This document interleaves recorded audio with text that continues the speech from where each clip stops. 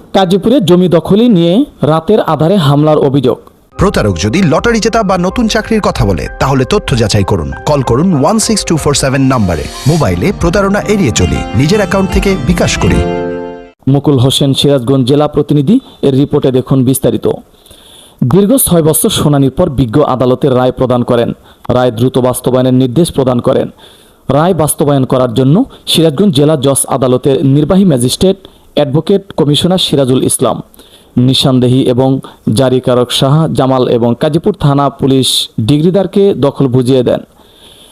আর এ দখল বুঝিয়ে দেওয়ায় 2 দিন পরেই দায়ী পক্ষ হারুনার রশিদ ও লুৎফর রহমান গং মিলে রাতের আধারে আবু বকর সিদ্দিকের ঘরে অনুপ্রবেশ করে নিঃসঙ্গভাবে হামলা চালায়। মনির ভাগ্নে ছিল, ও শোয়ার মতনই ছিল, আমার বাচ্চাকে নিয়ে শুয়েছিল। ঘুমন্ত অবস্থায় ওরা হত্যার উদ্দেশ্যে অ্যাটাক করছে, আমার সপরিবারে একদম নিঃশেষ করে দেওয়ার জন্য। আইনের আশ্রয় নিয়েছি, আমাদের কোর্টে মামলা আছে। যেহেতু এটা বাসগাড়ির জমি, থানা থেকে আমাদের বাসগাড়ি, কোর্ট থেকে বাসগাড়ি করে থানা সহ আমাদের সহযোগিতা করে ঘর বাড়ি তুলে দিয়ে গেছে। আমি চাচ্ছি এটার সত্য মানে তথ্য উদ্ঘাটন করে আপনারা এটা আইনের ব্যবস্থা নেবেন, যাতে এতে শাস্তি হয়। মানুষ তথ্য অনুসন্ধানে জানা যায়, সিরাজগঞ্জের কাজীপুর উপজেলার গান্দাইল ইউনিয়নের কালিকাপুর হাটের পাশে এ নির্মম ঘটনা ঘটে। 9:30 10টার দিকে ওই চিল্লাচিল্লি শুনে ওই জায়গা যায় দেখতেছি যে ওরা সব পড়ে আছে।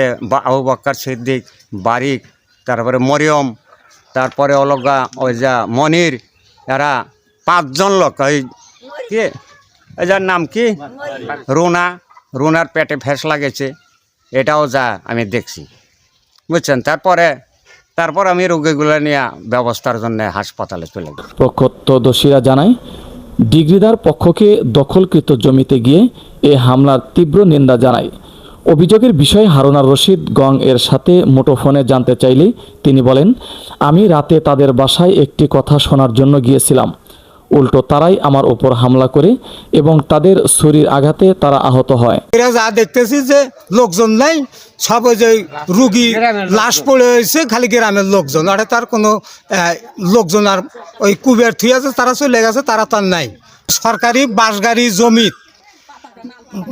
জমিওয়ালা জোরদার বাড়ি হয়ে আছে রাত অনুমানে 9:30-9টার দিকে। এই টাইমের মধ্যে যে এরকম অনাকাঙ্ক্ষিত ঘটনা ঘটায় কোবান মানুষে, আমার বয়সের একটু সর্বপ্রথম আমি দেখছি। আমরা আইনগত আপনাদের কাছে আমাদের কলে জলে অনুরোধ, আমরা চাই সঠিক এর যেন একটু বিচার যেন গভর্নমেন্ট যেন করে।